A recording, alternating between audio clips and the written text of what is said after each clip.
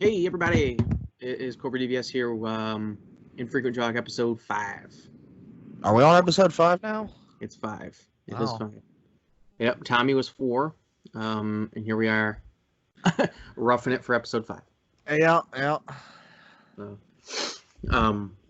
since we had Tommy on last week, I hadn't listened to a lot of Amico stuff since then. I did watch a handful of Miko stuff before Tommy came on, and then yesterday though I watched when he live streamed it with Review Tech USA, which was kind of interesting. I meant to watch that. Yeah. I didn't watch a lot of it, maybe a half hour. It was fine. I mean, nothing. I guess nothing on it was that surprising or anything. Nothing that I can really. Right. I did watch his follow-up yesterday, or the other. When did I watch it? Yesterday? That with Powered Up Gaming. Did you listen to that one? No. That one was okay. I think a lot of the Intellivision people were kind of shitting on.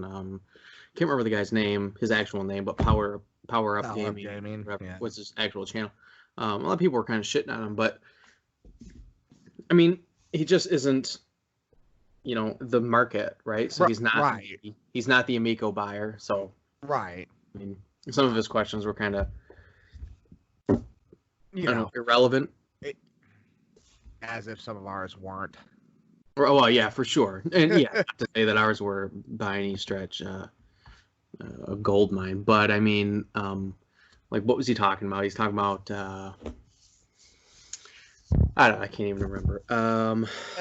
It's not that important. One thing that they did talk about, though, that I thought was pretty cool is Tommy was talking about violence on Amico and how it's because I remember remember when he was talking to us last week or a couple weeks ago.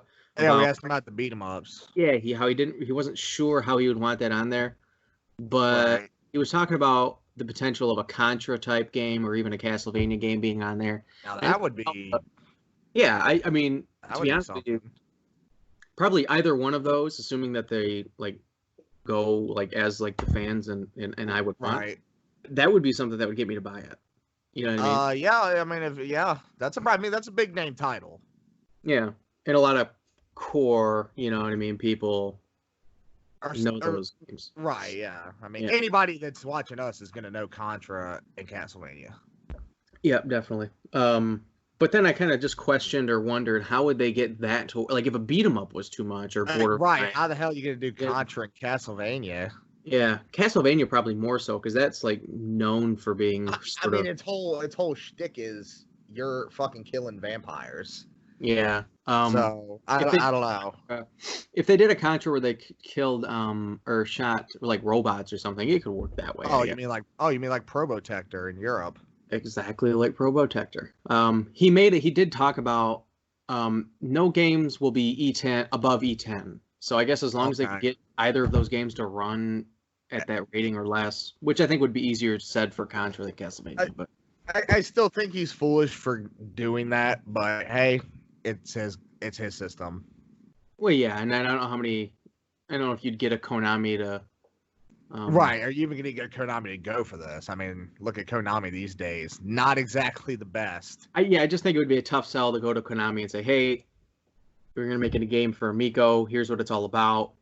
And it has to be E10 or lower. I think they might at some point just say, well, or we could just make a retro Castlevania game and release it everywhere and make it exactly how we want it. So right, yeah. As if they would do that anyway, because they're not. Right. But no, interesting thought there, yeah. Yeah. Now it could be different if they go to Konami and say, look, we know you're developing Plinko machines. We have a team. If you license us the name Castlevania, we'll make it. It's going to be Amico exclusive. They'll do everything internally at Intellivision. Then maybe it would work that way. I don't know if Castlevania would go for it, but Konami, I don't know if they would go for it. I don't know. I mean, what have they done lately? They probably need a project. I don't even know what the last thing. I couldn't even tell you the last game Konami released that was like a AAA title. Metal Gear 5 or whatever. Which I heard was not even that amazing. Oh, they did what was that zombie one after that? Metal Gear Survive? Oh, yeah, I think so. They did a couple of there was a mobile Castlevania game. I can't remember what it was though. Yeah, milk those franchises some more, Konami. Go for it. Yeah. Oh, Contra Road Corps. Oh God, that disaster. Yeah. We need a real Contra 5. That's for sure. Yeah, Contra Road Corps. What a disaster. Did you play Contra 4? On the DS? Yeah. Yes, great game. One of the best DS games I have ever. Underrated. Nobody talks about that game, really. That game was really good. Way Forward made that. I was going to say, Way Forward did that, right? Yeah, you know anything they touch turns to gold. Yeah, a lot of their stuff is good. That game was really good. And then they that new Blazing Chrome game, I haven't did that get a Best Buy release? I think it did. Yeah, I think it did too. I'd like to get that. It's good. It's very very Contra.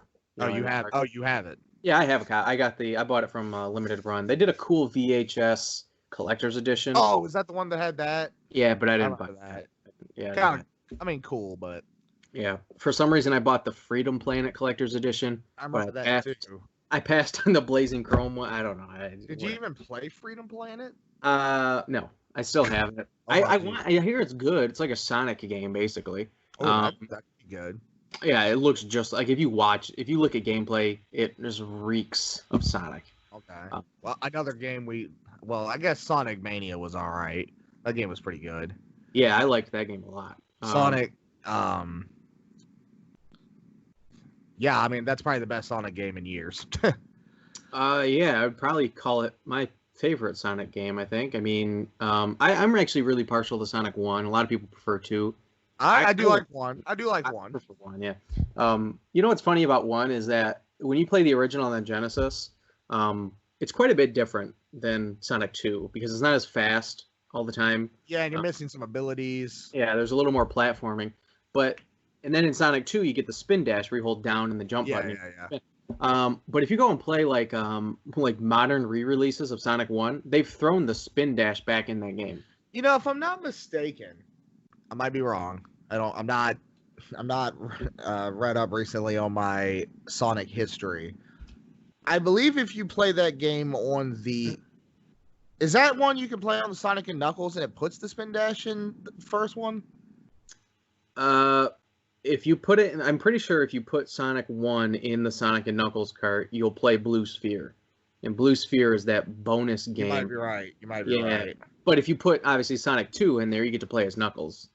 And same as right. Okay, well, either way, yeah, I know the re-releases put the spin dash in, and it's a little different. You know, if you're used to the first one, it's definitely a little different.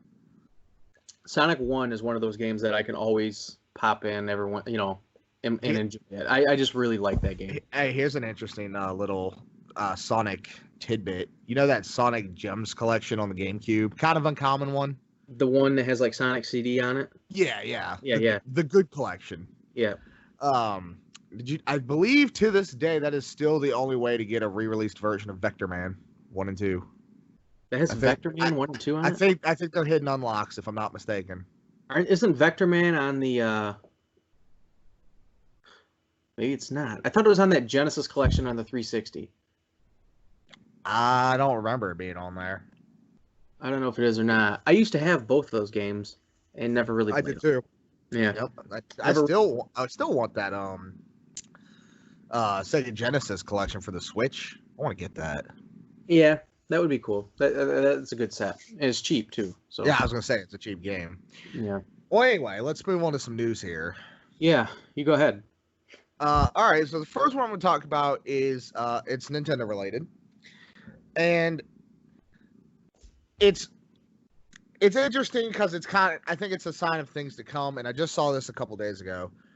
Nintendo is shutting down the Wii U and 3DS eShop services in July in Latin America and the Caribbean, minus Mexico, I think. Which, yeah, you're probably thinking who the air is going to fucking give a shit. It's the Wii U. But it's coming for the U.S. There's no way that's making it that much longer in the U.S. It'll just be a matter of time for sure. I mean, hell, if I'm not mistaken, I would imagine most, if not all, developers have already turned their servers off for their games anyway. I know Devil's Third did. That's I don't know what else, but yeah. Devil's Third, already a bad game, but you remember a couple of weeks ago we were talking about I think it was Black Ops 2, and I mentioned yeah, we played that quite a bit. Yeah, I think in that episode I mentioned, if I'm remembering correctly, which I might not be, but that like years after that, like time where that game was popular, I went back and played it. Maybe 2 years ago, let's say.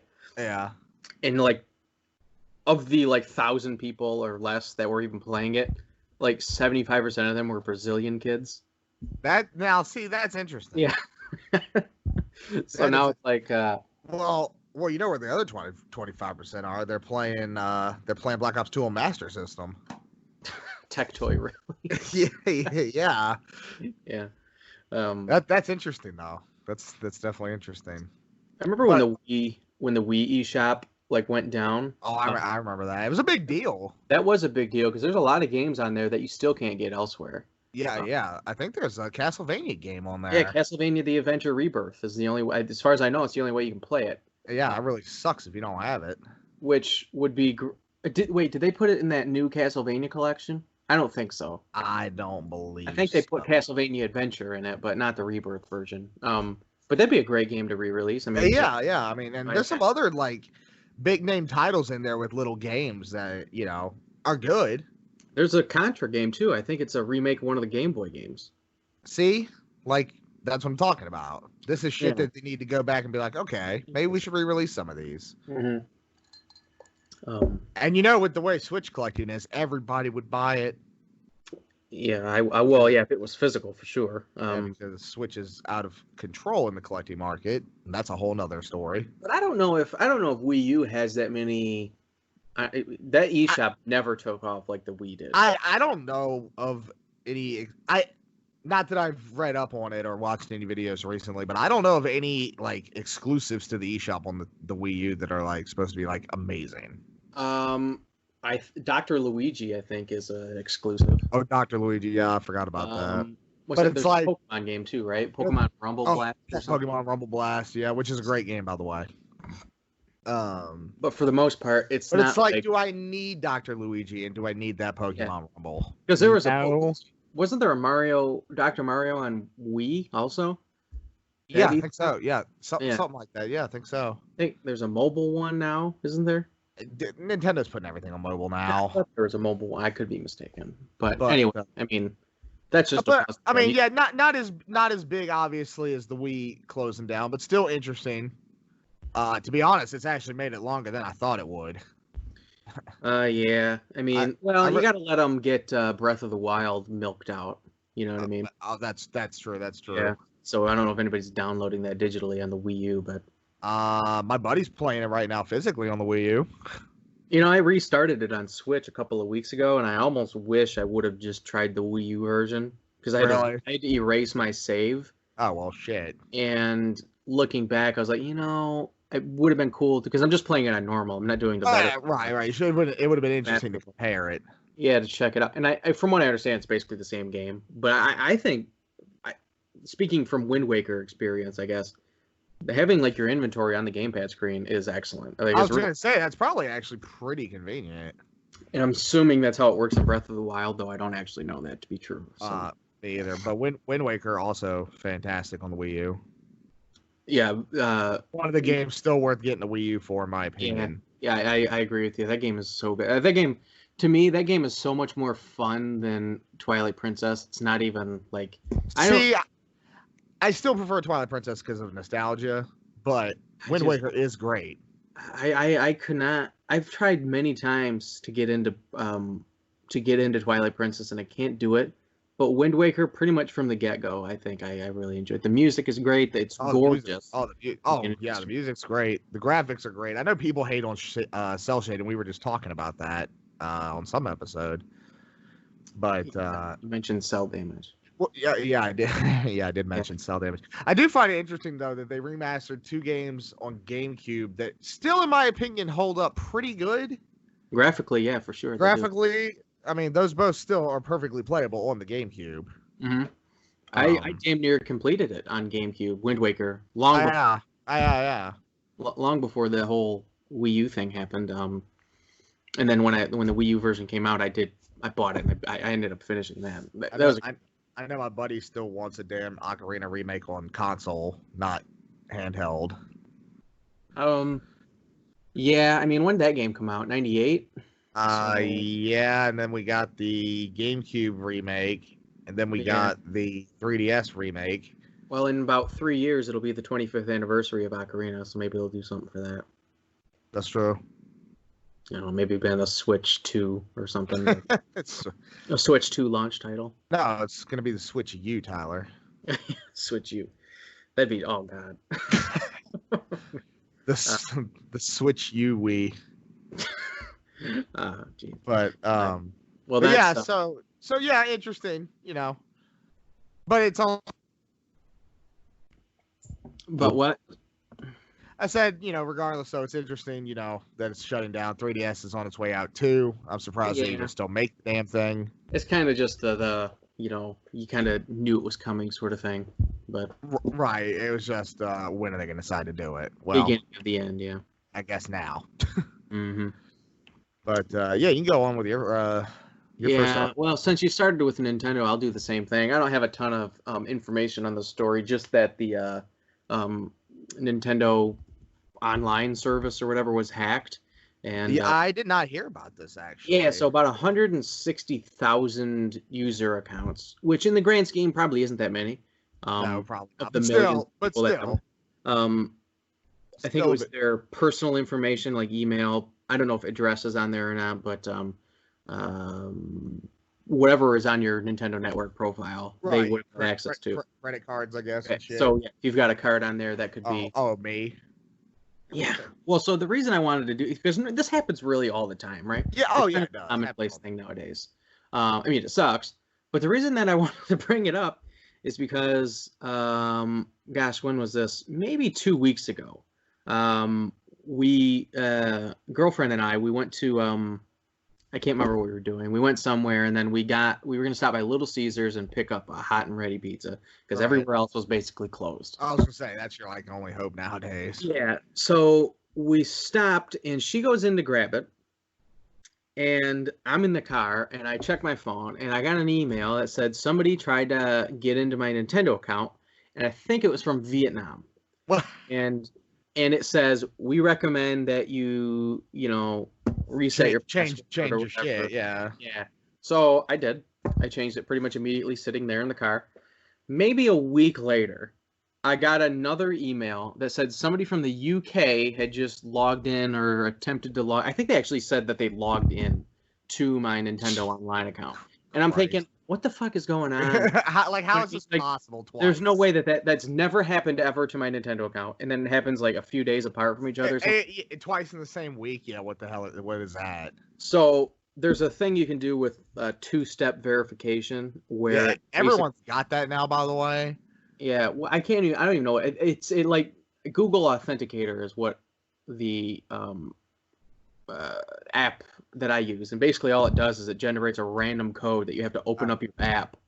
And paste it in your login. Funny you say that because Twitch has a two-factor authentication. You have to download an app for that. It's called Authy, and basically it sends you a code. And that's how they do it. That's all it is. Yeah. So nobody charged my credit card or anything. Well, that's good at least. Yeah, that's good. I don't think my card is stored on there anymore. I mostly use PayPal for Switch stuff. But it's still interesting. Twice in the same week. I know, and it hasn't happened since I tried the authenticator thing. Well, so I guess that's good too.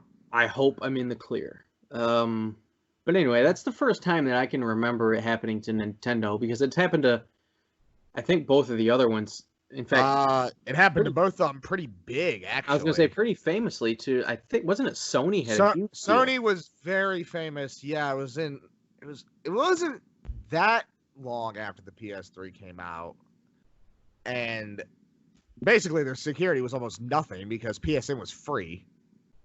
And you know, they weren't making any money on it, so they probably didn't really care that much. Dude, that shit was offline. If I remember, PSN was down for like 3 weeks. or something. I remember that. It was something crazy. That was pretty significant. And this was at a time when PS3 was already kind of in the shitter because it was $600. Yep. Also famous for being $600, which is unbelievable. That's a lot of money. Which is funny because they're now saying the PS5 and the Xbox One Series X are probably going to be like $600-$700, which it's just like, am I willing to pay that for a fucking game system? All of a sudden, the Amico's looking good. Yeah. All of a sudden, Amico's looking pretty good at $249.99. Yes, I'm chilling right now. Yeah. You and your Kiss shirt, you corporate. God, yeah, I'm gonna sell out like a motherfucker right now. Yeah, I had heard rumors about pricing on consoles. I think the console sweet spot is $300 to $400. For me, it was tough, and the only reason I did it, I wanted to get an Xbox One X because I was getting a 4K TV. I wanted something to take ability of it, and I use my Xbox pretty often. By the way, remember how I told you it wasn't working? Your Xbox? Yeah. Yeah. It fixed itself. I don't know what happened. What was the problem again? It just wouldn't boot. Oh, yeah. It wouldn't get to the home screen. It was just black screen, tell me there was an error, and I'd restart it. Anyway, it fixed itself. It's been fine for like a week. But I didn't want to pay $500 for an Xbox One X. Ooh, yeah, it comes with Fallout 76. Nobody cares. Right, which is worthless. Which isn't even worth anything. Yeah. It's not even worth the disc it's printed on, probably. Yeah. These days. But the only reason I bought one is because I think GameStop had a some sort of trade-in bonus, like get an extra $50 if you trade in a console towards an Xbox One X or a PS4 Pro. You know how they always have those kind of trade-ins and stuff. Yeah. That's why I did it. So I ended up getting my Xbox One X for like like $300 and something. But it's like $500. It's yeah. I mean, they're pretty standard at $400. On top of the fact that games are $60 a piece, and if you want the collector's edition, Jesus Christ. Yeah, I mean, I got the X on Black Friday. It was $400. It was actually the Fallout 76 bundle. I remember that. What I did is I ended up selling the Fallout code for like $35 or something. I did the same thing. It's like a relatively new game. No, I didn't do that. My Fallout 76 came in my bundle physically. Yeah, mine was a code. I remember having this discussion, and I thought that was very strange.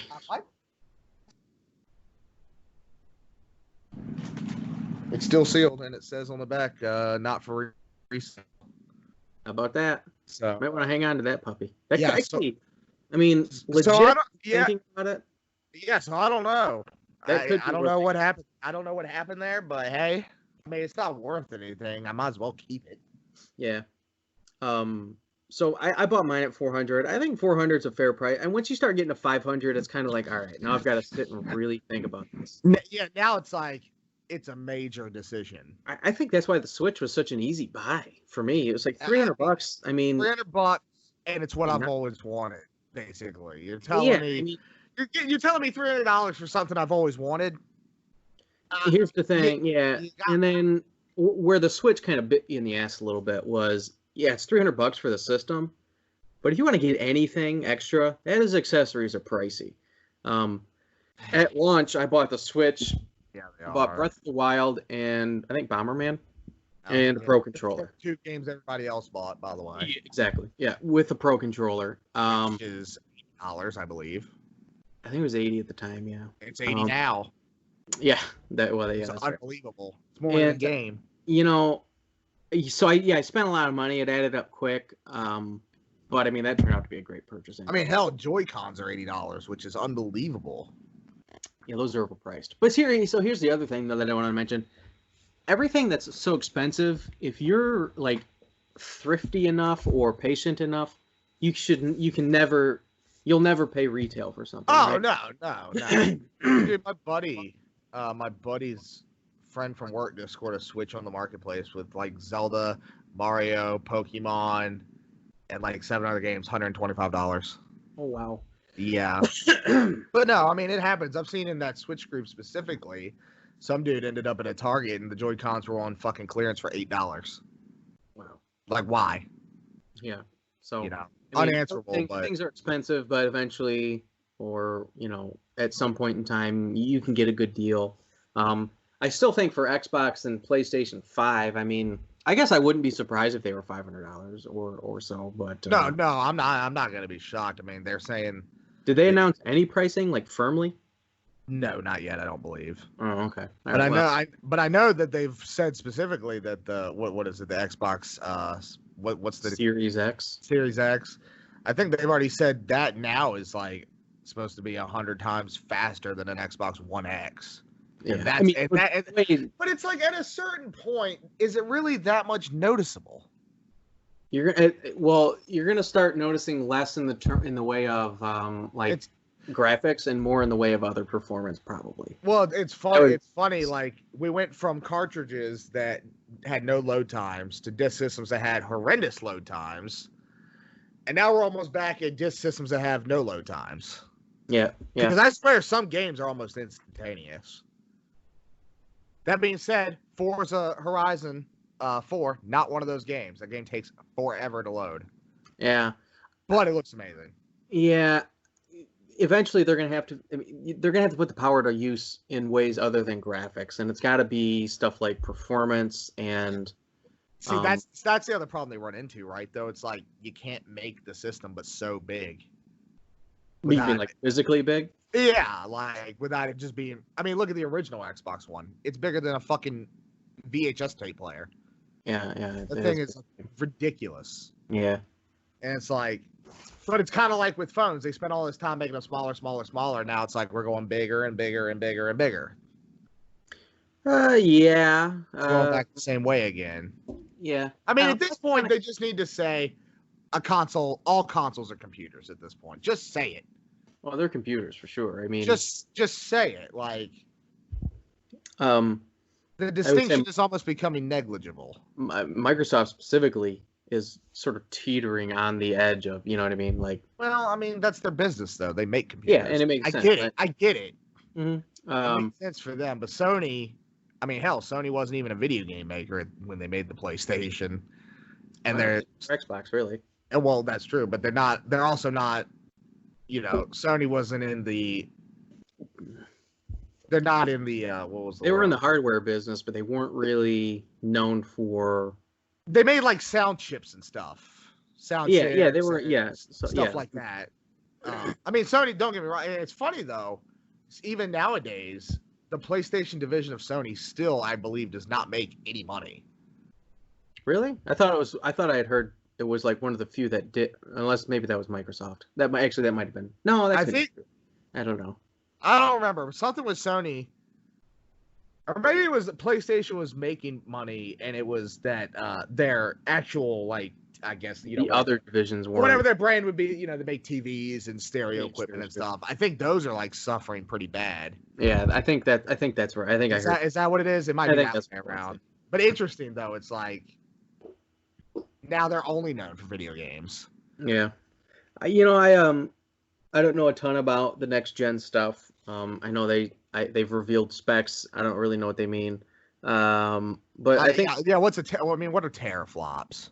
Right. I mean, it's 40 teraflops. That means nothing to me because I don't know what it means. Yeah. The one thing that for me, I've always been an Xbox guy primarily. Yeah, me too.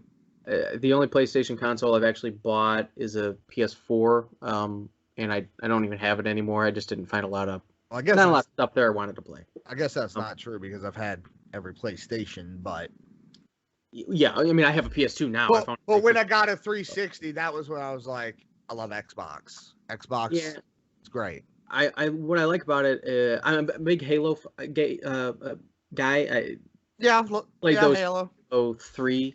So I did come on late. But one thing that I think about the Series X that I like, and it's not even about the Series X, it's more about what Microsoft has done by purchasing like those studios. They seem to have positioned themselves to where they're going to have a good amount of studios that are known, making, we can assume, quality games. I mean, so it seems like they're at least pushing the game a little better. Well, maybe they're looking at it and finally saying, all right, we have all these good studios. I mean, I know they bought Obsidian and a whole bunch of other ones too. Is it Ninja Theory or something. Was yeah, something like that. Yeah, I don't remember. But Obsidian was the one that stuck out to me because, you know, Same. love Fallout. They did Outer Worlds, a bunch of other stuff. And it's like, I think they're looking at it finally as, well, this generation we had about 4 exclusives and none were great. Yeah. Halo, it's redundant to me at this point. Gears of War, don't really care. You can buy Gears on PC now, too. Right. And in fact, they just released or I don't know if it's out yet, but that Gears Tactics game, that's PC only. You can't even play that on Xbox. Oh, really? Yeah, which is a strategy Gears game, which is apparently good. I mean, Rare Replay was cool, Forza. but it's like, why don't you make Rare actually make a game? Well, they have Battletoads now. It's not Connect fucking Rivals. Battletoads is coming out at some point. Yeah, that'll be cool. They do have Forza, but as much as I do love Forza, I am a big Forza fan. That to me is not a system seller. No, I would not buy one for Forza. The reason I've always gravitated to Xbox is for a couple of reasons. And the first is I have always been a big fan of Halo. I really enjoy it. I've always liked Gears also. It's a good. I think Gears has consistently been one of like, they're just good. They're good games. They're not all that like different from one another. They've steadily like improved certain things. Oh, I'm sure they're good. They've always been a good quality game. And the other thing is the controller. I just really love the controller. And I do not even if you don't like Xbox, that controller is like I don't. It's up there. It's up there. Yeah, I just don't like it, and I don't know that the DualSense is going to change my mind at all. It's really the thumbsticks that I don't like, and the 2 shoulder buttons. See, everyone says that, and to me, that's normal. That's natural to me. The 2 back buttons. I like the bumper and the trigger. That's so easy for me to differentiate the 2 with my finger. Whereas I typically got to look at the PlayStation controller to tell if I'm I'll tell you the real reason I bought an Xbox One. It wasn't because I really wanted one. Because honestly, I'd seen it how it was going to perform, and I was going to buy a PS4. That's what I was going to get. But all my friends were on Xbox. It's like, well, yeah. Historically, they've had a better online. Had me looped in. Yeah, I mean, they've had more of that online presence and infrastructure. Oh, I don't know how it is anymore. I think PlayStation's more relevant in that field now. PlayStation's come a long way with PS4 for sure. Oh. Like after PS3 kind of started off as a failure, and they finally turned it around with the PS4. They kind of was like, all right, this is how to do it. Yeah. This is how you do it. And I mean, the sales numbers show it fucking destroyed the Xbox One.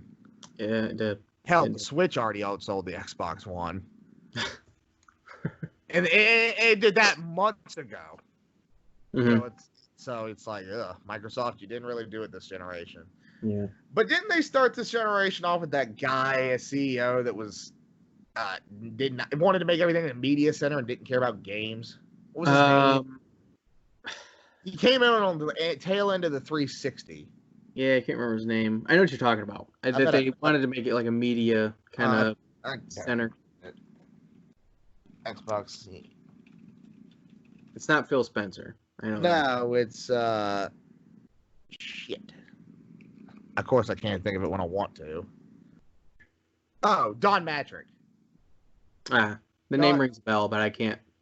I can kind of picture him. I think is he kind of like a short guy with fair hair, like light colored hair? No. But anyway, so the only reason anyone knows the guy other than Xbox is he owns Zynga, I think, which who cares? Zynga? What's that? And was that game company? Yeah, and then he did something with Electronic Arts, I think, but it's like that dude had no idea what he was doing with Xbox. I don't know who the hell I was thinking of. Anyway. What did we? Oh yeah, we were talking about Nintendo, and then that sort of somehow we just got all into that topic right there. You were talking about the online getting hacked, and now we've exactly up here. So what about you? You've got another story to tell. Yeah. So once again, I am talking about the Stadia, which didn't think I'd be talking about this twice, let alone once. Stadia, as everyone knows, has not been doing well, and I can see why. Who wants it? It doesn't do anything for me. I don't even know. Is it It's never. a. I'm just like an idiot. Well, I'm gonna get into it because they just recently announced that it's free. They're already making it free to use. Like the service, but the game still costs money?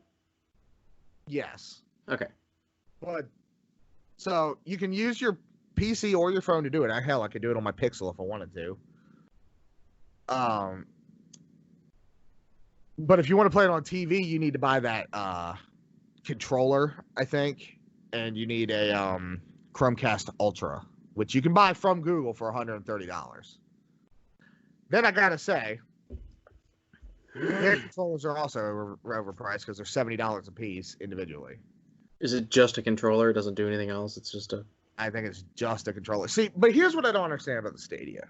So what I know about the Stadia is it's basically games on demand that are streamed to you.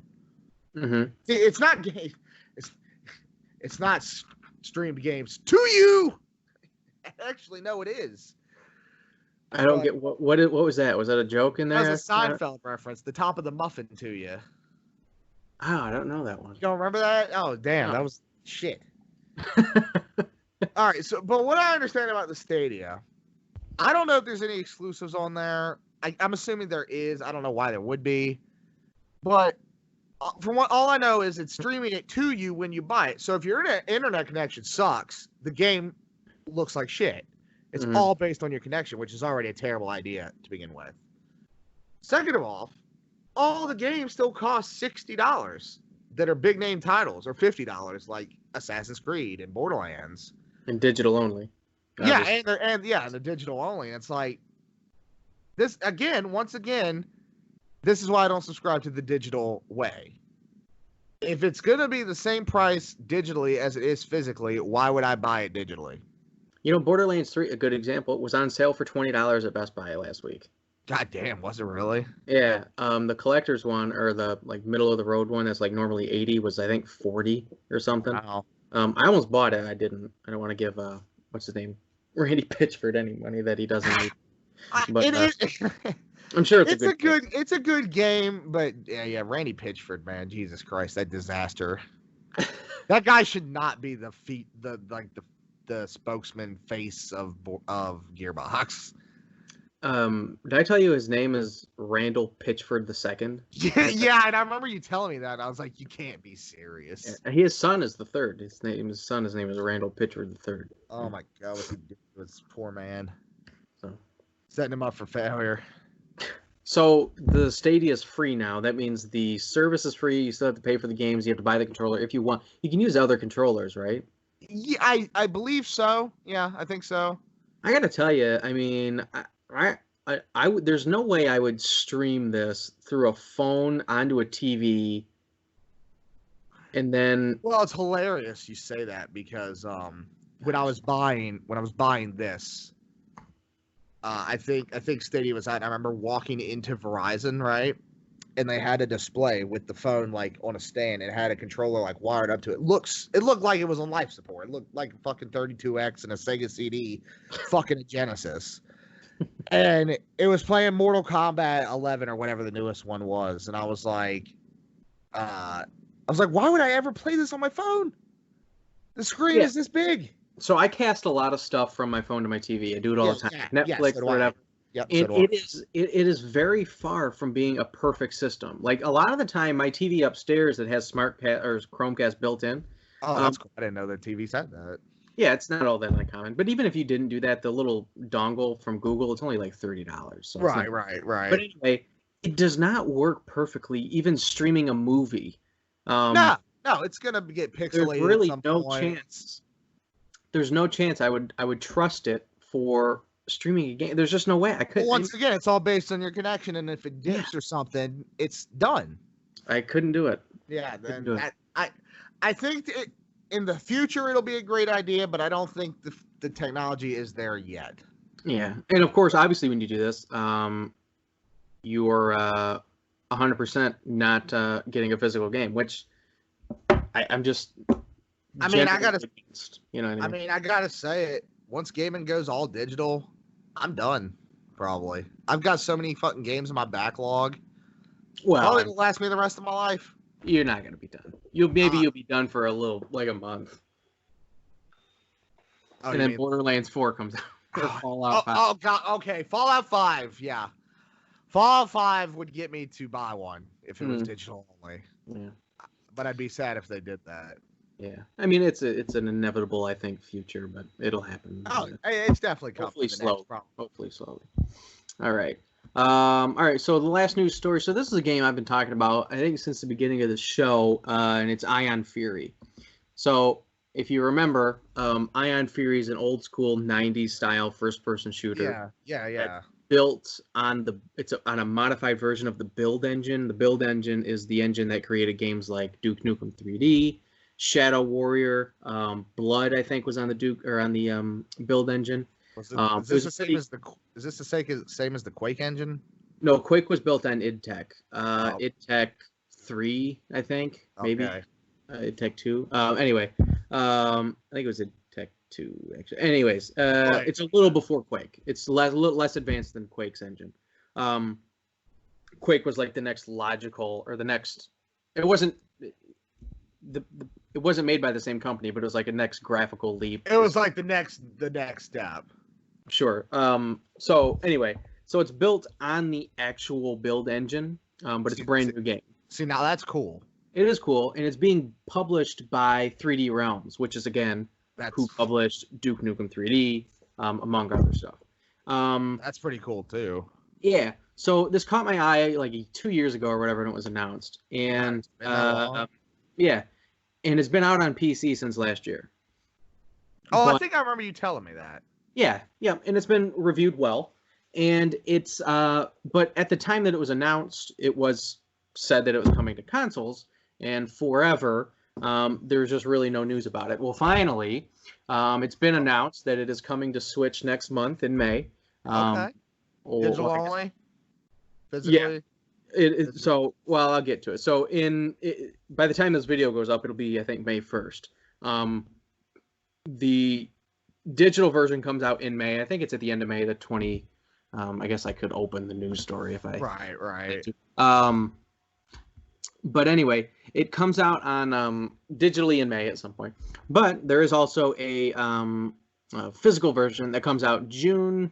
I think it's June 26th, if I remember correctly. Yeah, June 26th. But for some reason, it is only PAL. So if you buy it, you can buy it from PlayAsia. It is. You can buy it from PlayAsia, or you can buy it from 3D Realms directly. And that's the route. But it's only PAL. It is a PAL version, yes.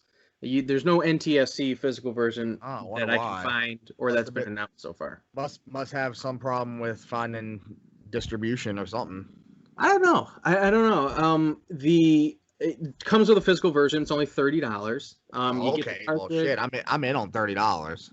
You get the cartridge. You get an art book inside there, and a sticker set or something. So a typical, modern niche style physical edition, something you'd buy from like Nicalis or something like that. So I'm assuming this game is a shooter. Yeah, it's an FPS. Yeah, you play as what's her name? Crap. It's a woman, and I cannot remember her name. Anyway, it's a Duke Nukem, quite not. It's a little bigger scope, I think, than Duke Nukem, but it's that 90s style first person shooter. Yeah. Well, for $30, I'm in on that. Yeah, so I did buy my copy from 3D Realms directly, and I'll just wait another 2 months to play it, and hopefully it's all good. There's another game, I've talked about this one on the show too. It's called Aeon, A-E-O-N. No, what is it called? Wrath. It's called Wrath. Aeon of Ruin, I think is what it is. And it's basically the same concept, except it's actually built on the Quake engine. Oh, okay. Yeah, I think I remember you telling me about that one too. Yeah, it's more of a Quake style looking game. That one's also coming to Switch. So there's no announcement yet, but as far as a date, but it's been said that it's coming to Switch. So that and Ion Fury. I don't know if I told you this or not, but Ion Fury was originally called Ion Maiden for quite a long time. I think you did tell me that. And then 3D Realms got sued by Iron Maiden, and they had to change the name.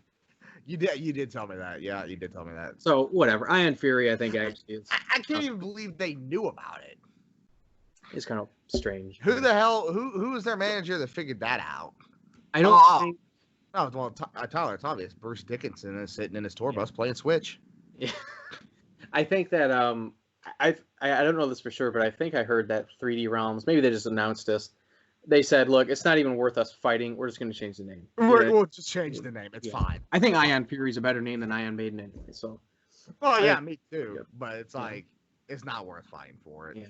So that's super exciting for me. I don't know how many people are actually looking forward to that game, but I'm definitely well, now that you told me it's only $30, I'm definitely a little more into it. Yeah, so it's $30, but remember you got to buy it from the UK. So shipping was only like $5 some odd. It wasn't even that much. Sub $40 for this game. Yeah, all said it was less than $40. Yeah. See, I can get on board with that. Yeah, so it was cool. And that's all the news I've got, and you as well, right? Yeah. Yeah. All right, so we move into the spotlight section, and what do we normally do first, retro or mod? It looks like we do retro first, huh? We do retro first, and you said you had retro this week. Yeah, I've got retro this week, and I picked a game that we've already talked about the series a lot, and that's Castlevania. But I picked Castlevania Bloodlines. There's this guy on YouTube that I watch. He has a great channel. His name's Sega Lord X, and I think I know that guy. Yeah, I mean his videos are they're just fun to watch for me. I don't know. He gets a lot of views, tens of thousands typically in a video. Yeah.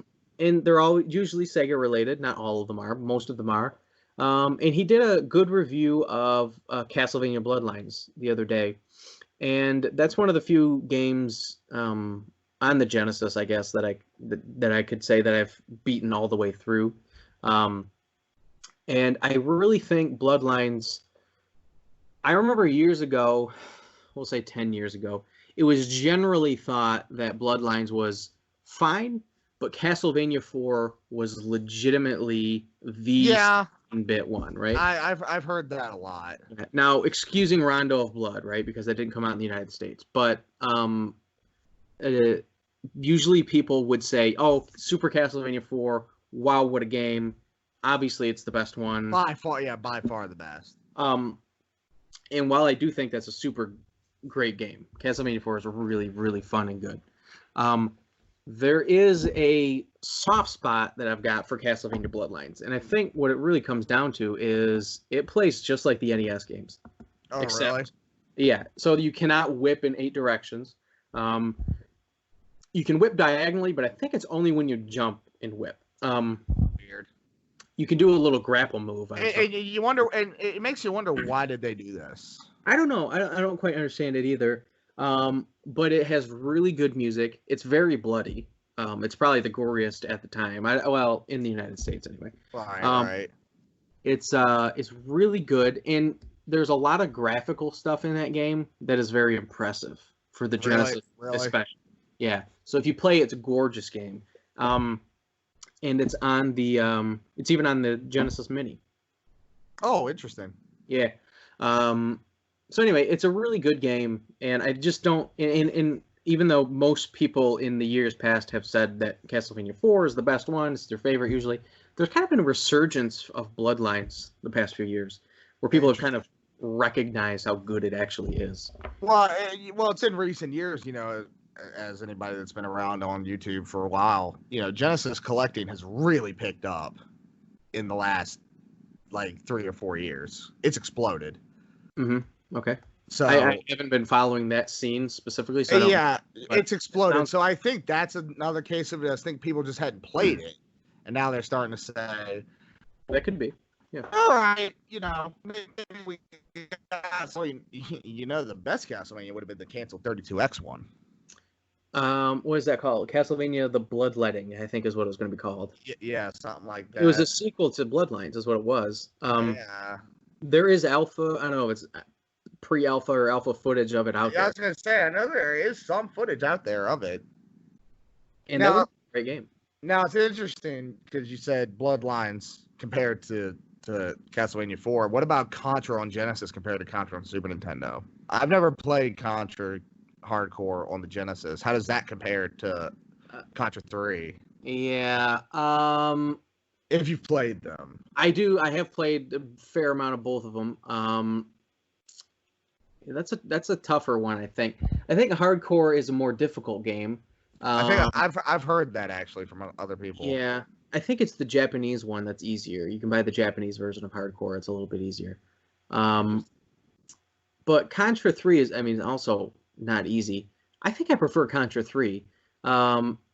It's pretty polished, and I'm not saying that Blood or Hardcore isn't, but I think I just in general preferred Contra 3. It was more traditional. They had some interesting top-down stages where you use the shoulder buttons to actually rotate the camera. Oh, yeah. So I think I prefer Contra 3. So something that the Genesis probably physically could not do. Not only that, but it just didn't have the controller for it. Well, yeah. Well, not only that, it didn't have the controller for it either, but I don't think it physically could do that. God, I just remember Hardcore being very difficult. I mean, I do remember people saying that game is quite difficult. Yeah. So, I mean, that's a fair comparison, though. I think those two games. Another one would be Hyperstone Heist and Turtles in Time. I think the common agreement is Turtles 4 is better. Yeah, I don't think there's really that much of a that much disagreement there. If you only had a Genesis, Hyperstone Heist is a perfectly viable game. It is fun. It is great. They're mostly the same. I mean, a lot of the levels are the same. I was going to say, there's not too much difference, but... Yeah, there's some of the levels are different, but for the most part, they're very, very similar. Yeah, so if you only got a Genesis, Hyperstone Heist is great. Yeah. You know, it's funny. First of all of the games we just mentioned are Konami. And yeah, it is. And they've all really just shot up in price. Just exponentially. Hyperstone Heist is unbelievable. Is that more expensive than Bloodlines nowadays? God, it might be. I know Bloodlines was at one point was almost pushing $200. And I don't know if that's come down or not. I'll look it up right now because I got the handy price charting app. Sure. So, in Bloodlines and Hardcore both came in a cardboard variant too, and I think for Bloodlines specifically, the cardboard one is cheaper. Hardcore, I'm assuming it's cheaper, but I don't know that offhand. All right, Hyperstone Heist, according to this, for a complete copy is going to run you about $120, which is ridiculous. So I remember when that game was like $10.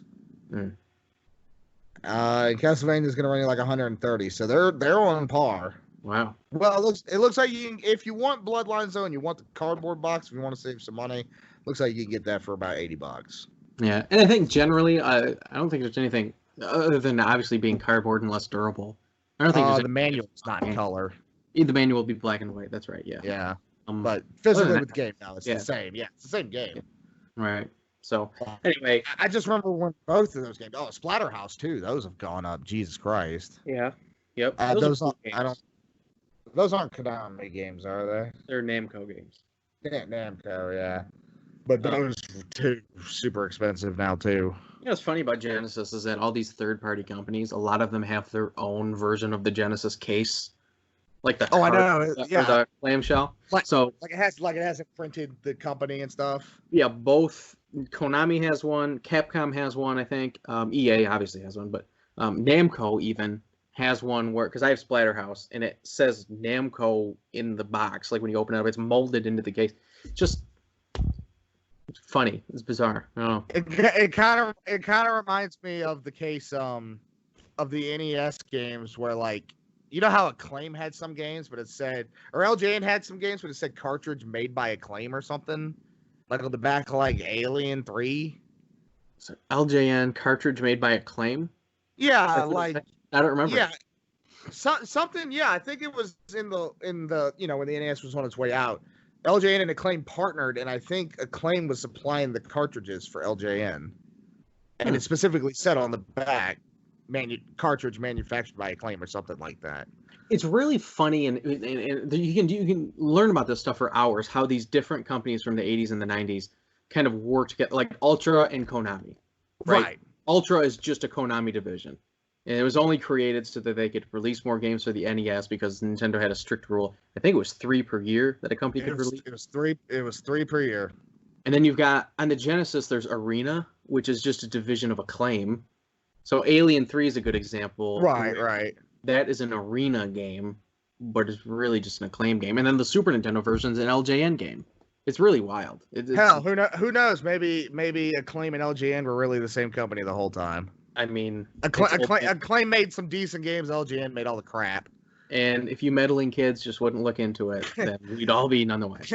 Yeah, but you know what I find interesting now that we were talking about LJN for a second, because Nintendo had all those strict licensing rules and quality control.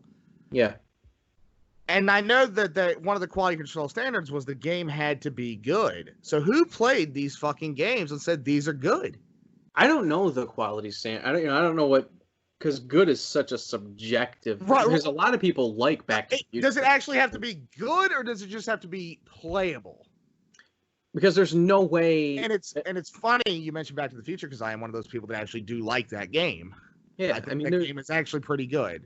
I'd have to actually research more into what their quality policy was before they would put their name on it. But I can't imagine anybody playing Magic Johnson's Fast Break and saying, God Almighty, saying, "Wow, this is cool. Peak. Yeah, this is the peak of sports." Well, I know when Nintendo. Obviously, I don't know their history completely of quality production, but I know when they first started, they would send their games to the warehouse they were working out of in California, and one of the guys there, I can't remember his name, some American guy. He would play test all the games and report his shit back to Nintendo, like if he liked it or not. Like in the instance of Super Mario Brothers 2, for instance, they sent him the Japanese copy to test, and he said, "Whoa, this is too hard." Okay. And they changed it based on his feedback. So, what a position to be in. Right, and then Howard Lincoln, that guy, Jesus Christ. Gaming historian for a second. That guy does some really good stuff on Nintendo. Oh, the gaming historian. Yeah, he has good videos too. I watched that.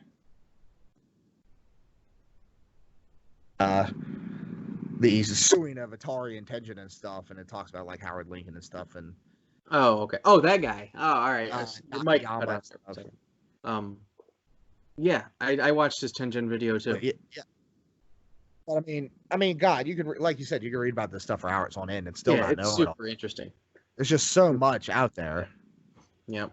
So, anyway, Castlevania Bloodlines, play it. You can find it on a lot of different platforms. It's not difficult to find. I mean, the Genesis one it's not difficult to find, but it's just a little expensive. Yeah, I mean, if you want to pay up for it, it's out there. Yeah, you can play shortage of it.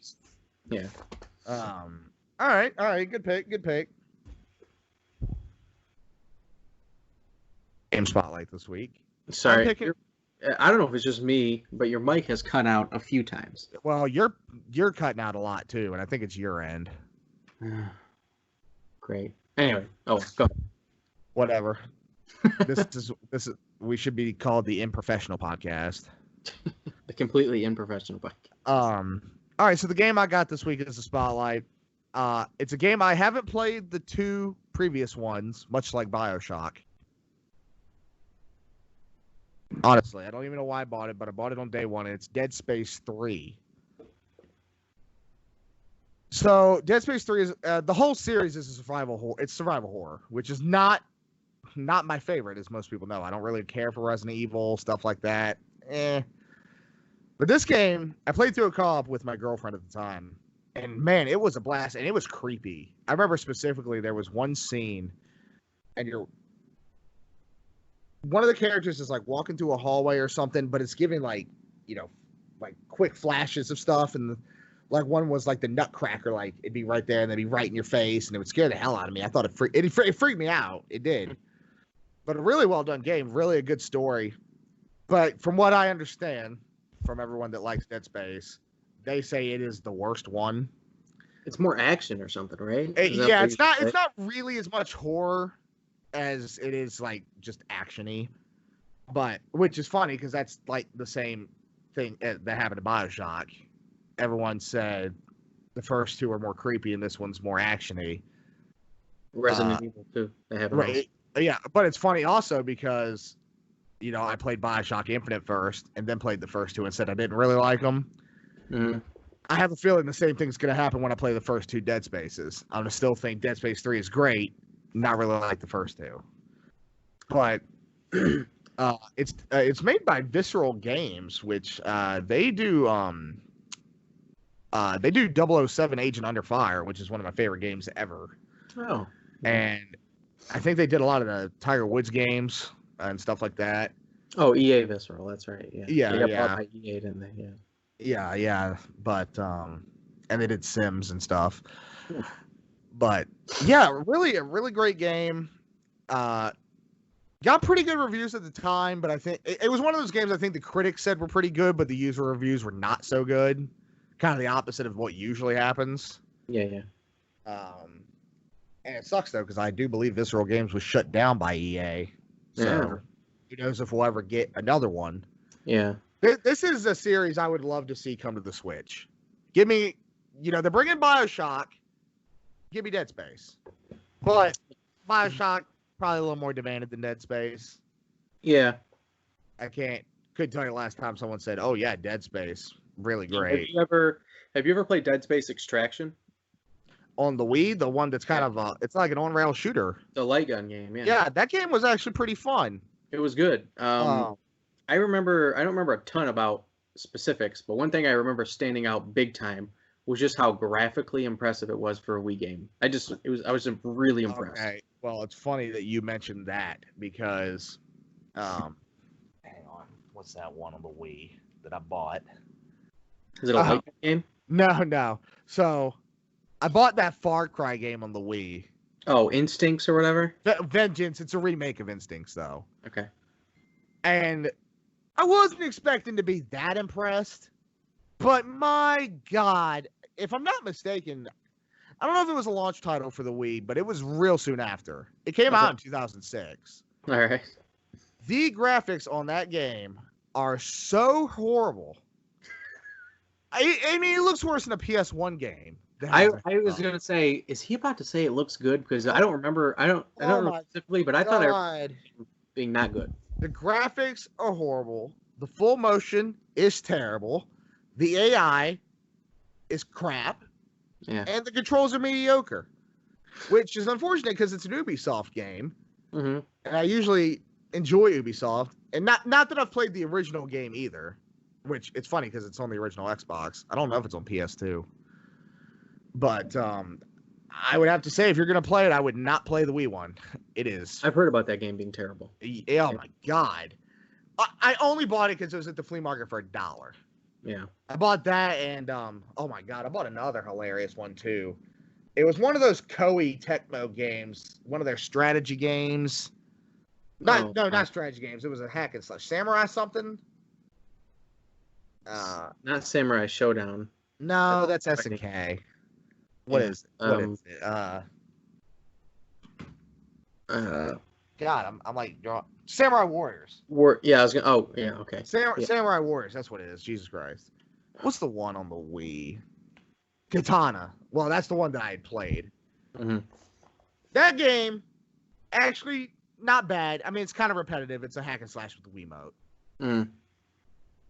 Oh my God, the voice acting in that game was so bad. I mean, it was comical. Uh-oh. Did you just change your mic? No, the computer did. It said that this mic changed. And it now doesn't recognize it all of a sudden. What the hell? Plug it out or take it out, plug it back in. Yeah, I think that worked. Yeah, it did work. Okay, I don't know what happened there. It's the magic tech. God, we're having a professional show this week. Yeah. So anyway, Dead Space. But yeah, Dead Space 3. It's a recommend. It's a good. Yeah. I never played Dead Space, but yeah. Cool. I at least recommend the third one. Yeah. Which is the opposite of what everybody else says, which is funny. I know. Yeah, it is. Yeah. Cool. All right. All right. A couple more things. Games we are playing. I have some new ones. It's been a little while since we've done a show. So I've got 3 specifically. And one of them is a game I'm going to sing praises of very highly. I'll talk about it last. But the first game is I've been buying a lot of Xbox games lately, the original Xbox. I bought a game called Tron 2.0 Killer App. I've always wanted to play that. Yeah, it's a first-person shooter. I think it's it's meant to be like a sequel to the movie. That's before Tron Legacy came out. And it's I'm done playing it now. I'm not gonna finish it. It's generally pretty good. It's a little bit clunky and annoying sometimes, Right. but it's fine for what it is. The problem with it, and it's not really even the game's fault, is that it came out like 2 weeks before Halo 2 or something like that. I remember that. Yeah, I remember that. So you're not nobody talks about it or plays it or anything. Funny. I don't want to cut you off, but that reminds me of when I went to buy the Dragon Ball Z Budokai collection on day one. That came out the same day as Halo Halo 5 or 4. Halo 4 came out the same day as Halo 4. And when I went to get it, because I pre-ordered it, the guy, I was like, hey man, I'm here to pick up my game. And he goes, oh, Halo, right? I'm like, no, actually, Dragon Ball Budokai. He's like, oh, so you're the one pre-order we got. Yeah, here you go. That's funny. Yeah, it is funny. That just reminded me of that, though. Same kind of deal there. Nobody cared. Yep. So anyway, it's a decent first-person shooter. It's nothing crazy. It's pretty cheap, like most Xbox games. It's good to experiment. You play in the Tron world, so it's actually pretty interesting. And you do. See, that to me is cool. There's a light cycle portion. Now that would be cool. Yeah, and one of your weapons is the disc. You know what I mean? So it's pretty cool. So this is definitely a better game than Tron Evolution on 360. I couldn't tell you. I don't. Well, that game was terrible. So okay. Then yes, it probably is. Yes, that game was not good. So that game's okay. I mean, for the price, it's worth it for, I guess, at least the less than $5 it's going to cost you. Exactly. Yeah. So normally, do we do this like where we alternate? No, we don't. We don't alternate. So no, I say we're a little thrown off this week because last week was all Tommy. Yeah, it's been so long. It's been almost like a month since we've actually done a regular show. Yeah. I'll just keep going then. Yeah. The other one, and this is the one I'm currently in the middle of playing, and this one I'm going to finish for sure. I beat it already before on another console, but it's Sniper Elite 3 on Switch. And I've been tossed around the idea of doing this video, but it would have to be a video where I would have to do a lot of research, and there'd probably be production value involved, and I just not usually my forte. Fancy. Yeah, but where I think I could make a legitimate case that Rebellion, who's the developer of Sniper Elite, is one of the most underrated developers in the modern day. So you should do that video. Yeah, so Sniper Elite 2 is on Switch also. Yeah, I'll do that. That game it's aged. It's a 360 originally. Oh, it's definitely aged a little bit. It has aged. It is not bad. It's a little bit bare bones. There's not a whole lot of depth or interesting aspects to the game, but it's very fun, especially co-op. Now, Sniper Elite 3 is like it is. I don't even really know how to describe how much better of a game it is really kind of it's impressive. It's impressively better, and It came out on 360 also, so it's not like you're talking about a graphical or a huge leap. The game just is designed so much better. It's super fun. Now, it is way more fun to play it in co-op. So if you have a buddy and you just need one, and in fact I think it can only be 2 people, if you play through that game co-op, blast. And in fact, as good as Sniper Elite 3 is, 4 is even better. I was about to say, so me and my buddy were playing 4 at his house because I had never played Sniper Elite. My God, that game, it looks incredible. Looks great. Yeah, graphically very good. And it's not bad either. If you're into that style of game, like sniping, shooting, like war and history stuff, that game's incredible. You know what? Yeah, and if you play the game the way it's meant to be played, like from a stealth perspective, it's some of the most fun. I mean, it's just really good. And 3 and 4 are they're in the same vein of each other. Right. 2 is, it's older, it's appreciated, but it's older. And then 3 and 4 though are really just significantly better than 2, and they're very fun and good. Right. And I'm in the middle of playing 3 solo. I'm playing it solo this time, which is fine. Now, the Switch version is pretty, I guess, a little bit unique because obviously it's portable, but you can also do motion controls like in the sniper scope. Oh, yeah, that's kind of cool. Actually, you can do motion controls for the sniper scope, the binoculars, even the regular weapons if you want.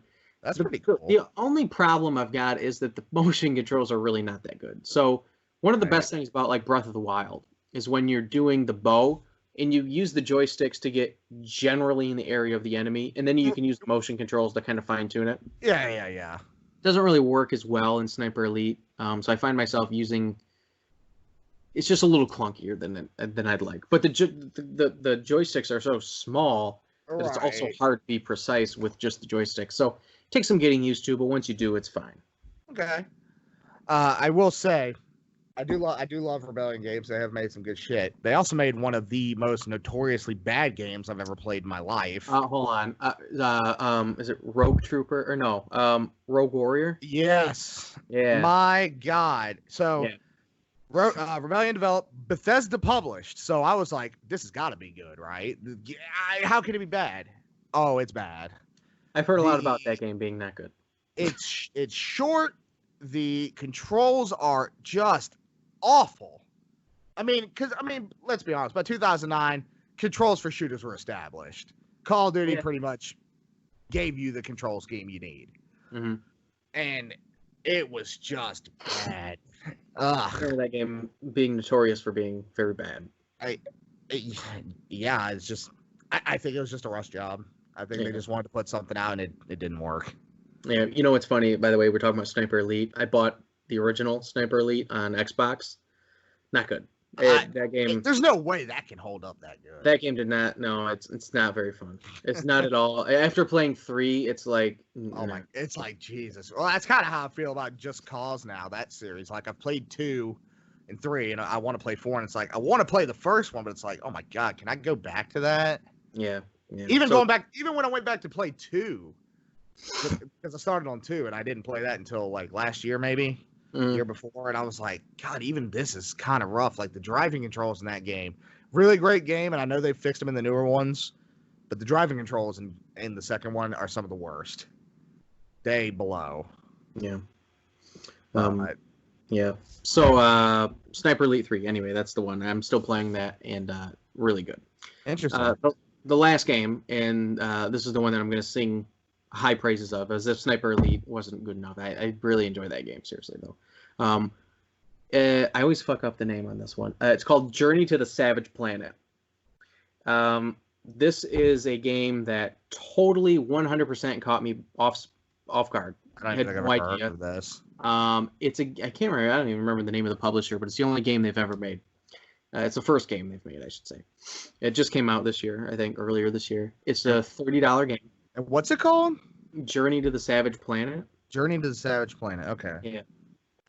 And the gist of the game is you're an employee for a corporation that one of their main objectives is to search other planets to one day inhabit for human life. Okay. So essentially, you got me interested already. It's a super tongue-in-cheek, off-color humor type game, by the way. It's not does not take itself serious. Oh, I love that. It's very, imagine Borderlands kind of style humor. You know what I mean? Mm-hmm. That kind of shit. Anyway, it's a colorful, cartoony, but like a realistic. It's not like cell shaded or anything, but it's like everything's kind of goofy looking and out there. Your goal is basically to explore this planet, scan things to get info about them, which your employer then uses, obviously, whatever. It's like No Man's Sky almost. Yeah, I've heard that. And it's a first-person shooter, I should mention, by the way. Is this on Switch? Not yet. It is apparently coming to Switch. I didn't know that. But here's what sold me on it, is that it's basically a Metroidvania. Okay, well, I know you're into those. It's a fully 3D game, obviously, so it's more like Metroid Prime than anything. But yeah, you explore this world and you find upgrades to then allow you to explore further, and then you can finally... you can beat the game. There is an end to it. It's not a heavy story-driven game, and that's probably why I like it so much. It pretty much thrusts you right into it from the beginning. That's cool. There's not a lot of weapon upgrades. I mean, there's weapon upgrades, but it's only a single weapon. To be honest with you, I loved the game. I thought it was excellent. I beat it, almost 100% of it. And it's only $30. And it's on what systems? Xbox and PlayStation? It's on the main guys, and it's coming. Is it physical? Yeah. Okay. Yeah. Well, so I say that. Now, here's the interesting thing, and I wasn't going to mention this just because I forgot, but it's physical. It's on a disc, but once I installed it, I could play it without the disc. And you had this issue once before. I did, and I think it was a Call of Duty game or something. I can't remember. No, it was Destiny, wasn't it? Maybe? Yeah, maybe it was Destiny. I think it was Destiny. Yeah, I think it was Destiny. No, I know it. It was Titanfall. Because you went and fucking returned the disc or sold it. And we were playing it. And we were playing. I remember that. That makes sense then. Oh, man. Titanfall, huh? Yeah, because we were watching we were watching a TV series on Blu-ray, and I had taken Journey to the Savage Planet out and put the movie in. And then just kind of without thinking, I booted up my Xbox and started playing Journey to the Savage Planet. And then later on that night, we were going to watch an episode. And I was like, oh, well, wait a minute. I never took the movie out, or took the disc out. Yeah, wait a minute here. So I don't know. I don't really understand the physical medium that it's on, but I have a disc. I don't know. Anyway, for that price though, I'd have paid $60 without a problem. Okay. I mean, knowing now what I know, like at the time, maybe I would have been like, well, I'll wait for a sale. Right. Played it. That game deserves to be 100% full price. It's super. Here's something funny for you. I went to look up the studio that did it. It's called Typhoon Studios. Yeah, that's it. Guess who just bought them out? Stadia. Yeah. Isn't that ironic? That's. However, it says that they did not acquire the rights to Journey to the Savage Planet. Yeah. So when that comes out on Switch, I'm going to buy it again. Yeah. I'm definitely interested in that too. It is really good. Just looking at it here, I mean, it looks like really colorful, really just inviting to me. I would play this. Yeah, I would play this. Yeah, that's a good one. That is a good game. Interesting. Yep. And that's all I'm playing. All right. So you know what game I started playing again? It's a 360 game. I think it came out in 2009. Might have been 2008. Hell, it could have been 2010, but I don't think it was that late. Is it Mafia? No. Love that game, though. I was going to say, isn't that the game that you really like? Okay. Love Mafia 2. Yeah, Mafia 2 and 3 are great. No. Brutal Legend. Oh, wow. Okay. Brutal Legend. And I have a story about this game because I'll never forget it because it was a very impactful moment in my life because I remember it so vividly. So that game specifically, I used to have this friend named Noah Jackson, this prick. He lives out in Oregon now with his mom.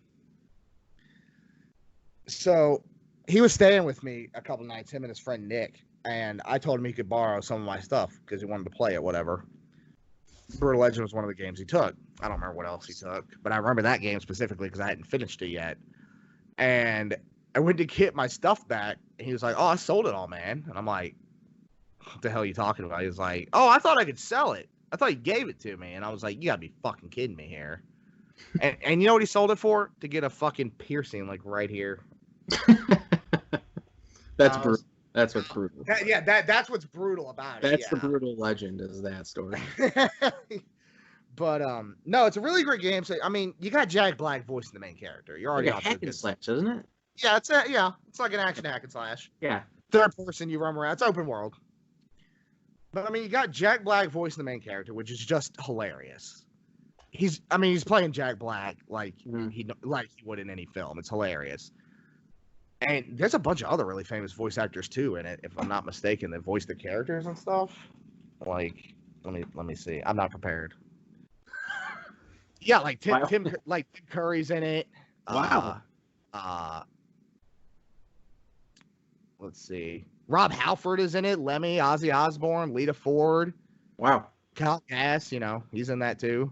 Kyle Gass. Yeah. So I mean, they got some pretty good big names here for this game.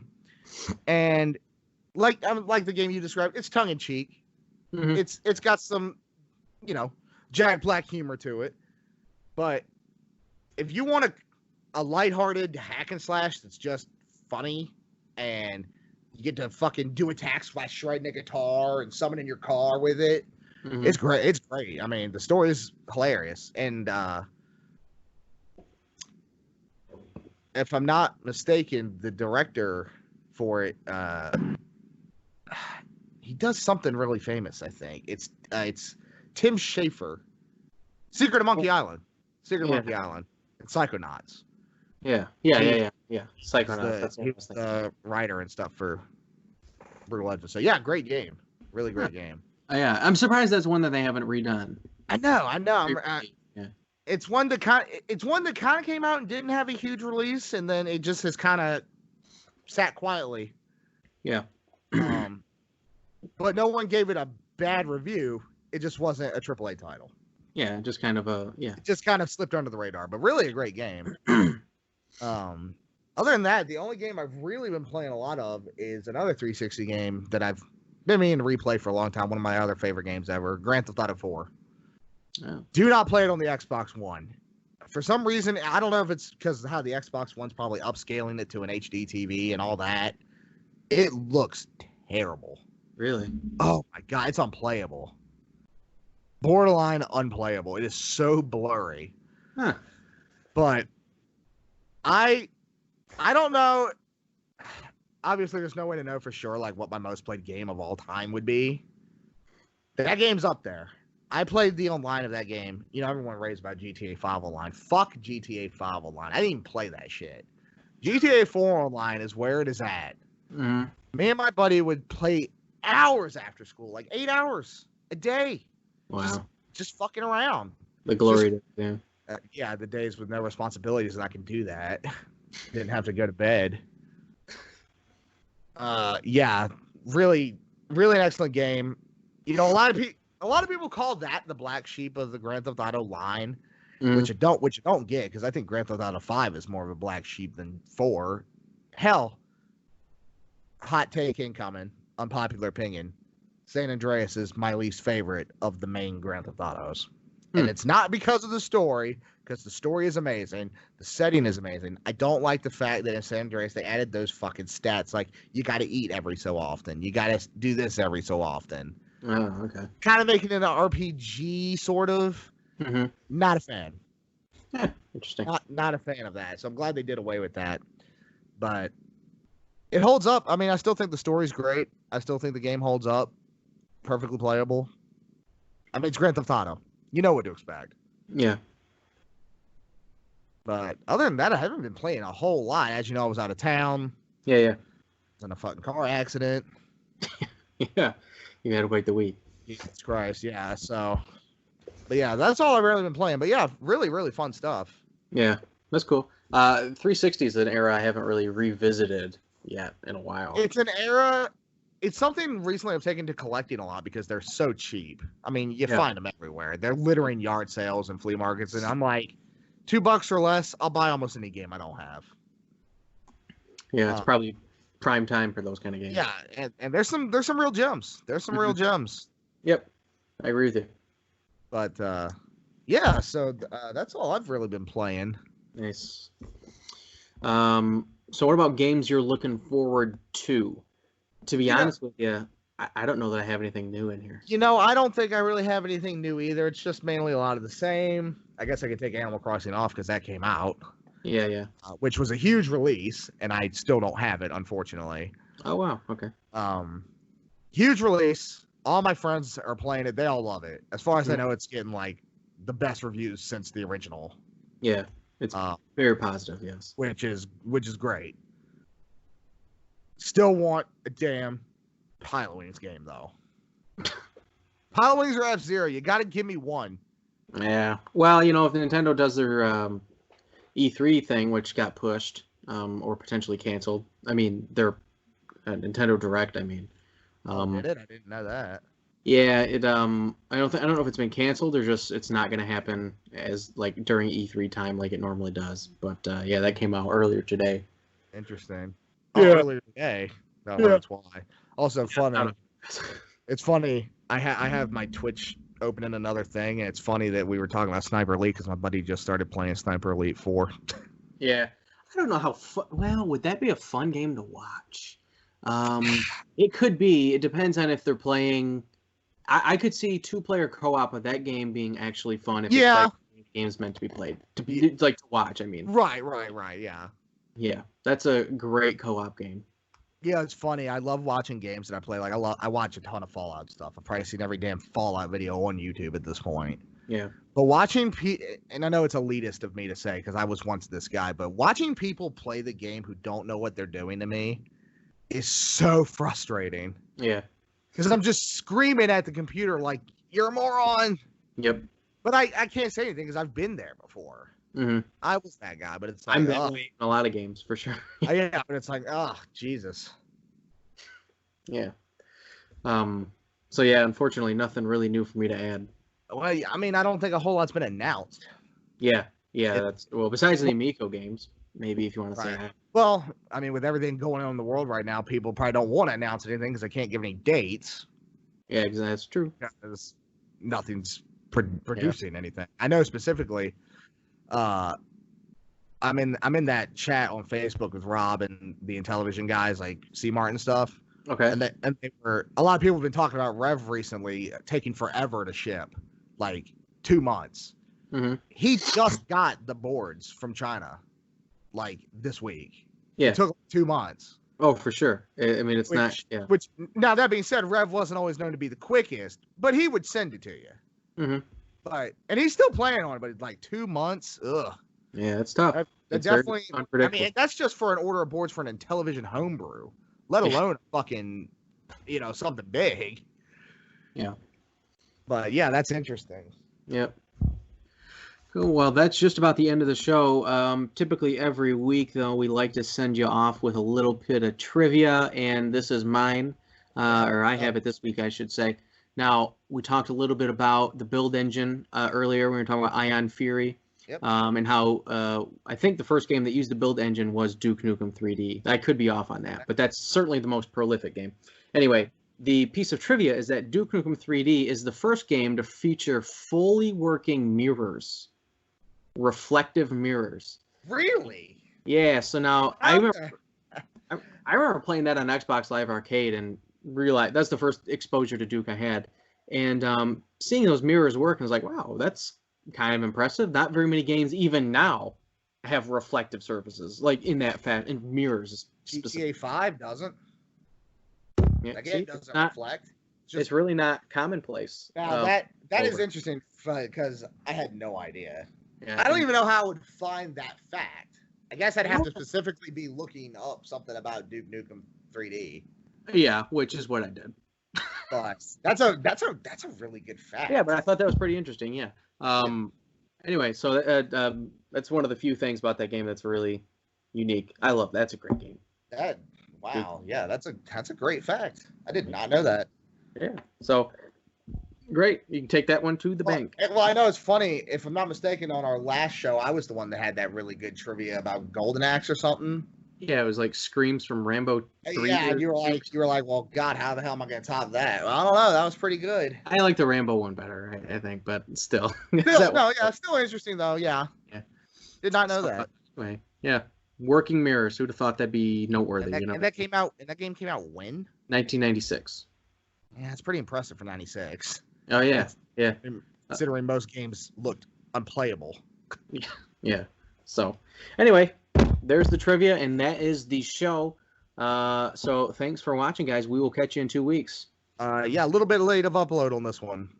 Yeah, things happen. Things happen, but yeah, we'll be back in 2 weeks for the next one. All right, see you. Later, guys.